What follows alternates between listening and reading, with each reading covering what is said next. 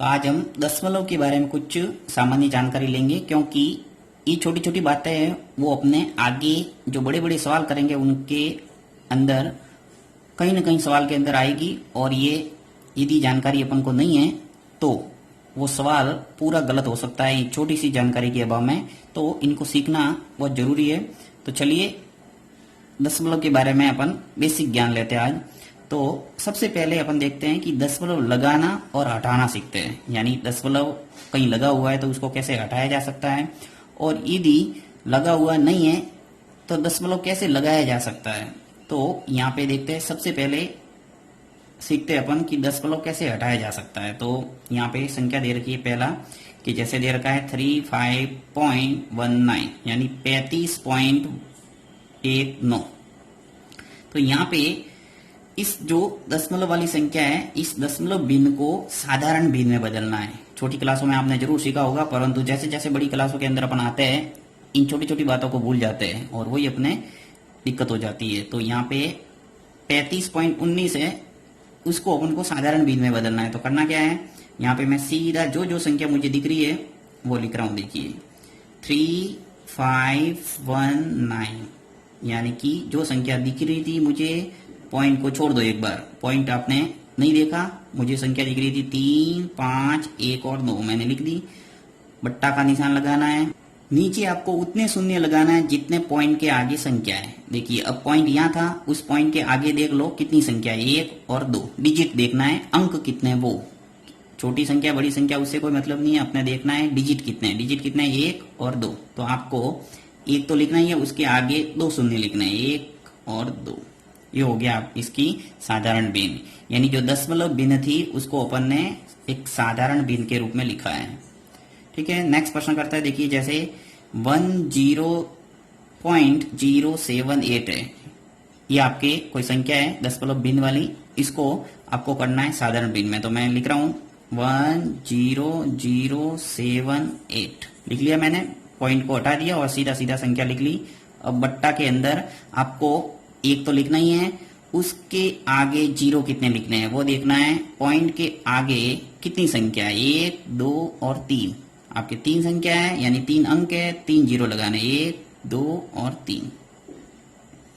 Next, point के आगे कितनी संख्या, देखिए यहाँ 0 है तो यहाँ 0 लिख भी सकते हैं और न लिखे तो भी कोई फर्क नहीं पड़ता। तो एक बार मैं लिखता हूं 0, 4, 6, 1 और 3 बट्टा। अब यहाँ पॉइंट के आगे कितनी संख्या है, 1, 2, 3 और 4, तो 4 0 लगाने पड़ेंगे। 1 के आगे 1 हो गया, फिर 0, 1, फिर 2, 3 और 4।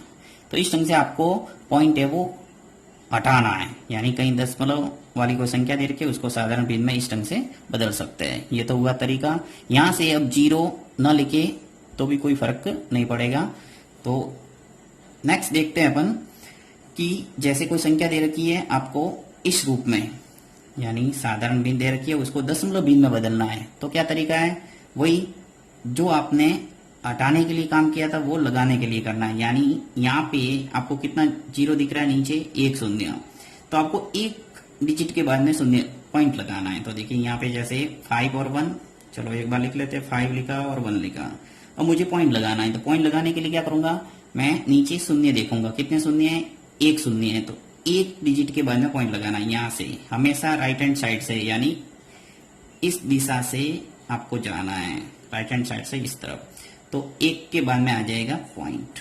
यहां मैं समझाने के लिए काफी समय लूंगा, बोर मत होना आप। नेक्स्ट देखिए 827 है, ये लिखा मैंने 8, 2 और 7। अब मुझे पॉइंट कहाँ लगाना है, पॉइंट लगाने के लिए मुझे शून्य गिनना पड़ेगा, 1 और 2, 2 शून्य है तो मुझे 2 डिजिट के बाद में पॉइंट लगाना है, 1, 2 पॉइंट आ जाएगा यहाँ।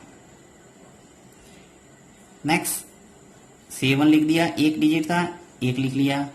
अब मुझे पॉइंट लगाना है, तो पॉइंट लगाने के लिए मुझे शून्य गिनने पड़ेंगे। तो कितने शून्य है नीचे, 1, 2 और 3, तो 3 डिजिट के बाद में मुझे पॉइंट लगाना है, परंतु ऊपर अंश के अंदर मुझे सिर्फ एक ही डिजिट नजर आ रहा है और पॉइंट लगाना मुझे 3 डिजिट के बाद में। तो क्या करेंगे, आपको 0 लगाने पड़ेंगे, 7 के आगे 0 लगाने पड़ेंगे, क्योंकि 0 लगाने से कोई फर्क नहीं पड़ेगा 7 में। तो यहाँ पे 0 लगा दिया 1 और एक जीरो और लगाना पड़ेगा ताकि अपने 3 डिजिट बन जाए और इजीली अपन यहाँ पॉइंट लगा सकते हैं और पॉइंट के आगे एक शून्य है वो और लगाना है। तो इस ढंग से यदि अंश के अंदर आपको डिजिट कम मिले और नीचे शून्य अधिक है तो आपको जीरो लगा के उस संख्या को कंप्लीट करना है, यानी कि 1 2 और 3। तो 1 2 और 3 के बाद में पॉइंट। नेक्स्ट देखिए 9 4 2 7 0 0। तो ये लिख लेता हूं एक पे 9 4 2 7 0 0। अब मुझे लगाना है पॉइंट। तो पॉइंट का लगाऊंगा, देखिए 1 और 2, 2 शून्य है तो 2 डिजिट के बाद में पॉइंट लगाना है। ऐसे आपको शून्य भी शामिल करना है, ऐसे नहीं कि आप 7 के बाद में गिनना शुरू कर दो, 7 1 और 2 पॉइंट लगा दो यहाँ, तो गलत हो जाएगा। आपको शून्य भी गिनने पड़ेंगे, तो 1 और 2 पॉइंट आ जाएगा यहाँ। तो इस ढंग से आपको पॉइंट लगाना। अब देखिए ये जो संख्या है वो क्या बन गई, 9 4 2 और 7। क्योंकि पॉइंट के बाद में जितने शून्य होते हैं उसका कोई मतलब नहीं होता, वास्तविक संख्या है वो 9427 है। तो इस ढंग से आपको ध्यान रखना है कि अब जैसे मान लो पॉइंट के बाद में यहाँ 0 0 है और साथ में यदि कोई आगे संख्या मिल जाती, जैसे यहाँ 2 3 कोई भी, तो अपन इस शून्य को नहीं हटा सकते। इस बात का भी ध्यान रखना है। यदि सिर्फ शून्य नजर आ रहा है पॉइंट के आगे तो उनको हटा सकते हैं, परंतु यदि 0 0 है और आगे कोई संख्या मिल गई तो उसको लिखना पड़ेगा। तो ये था पॉइंट हटाना और लगाने का तरीका।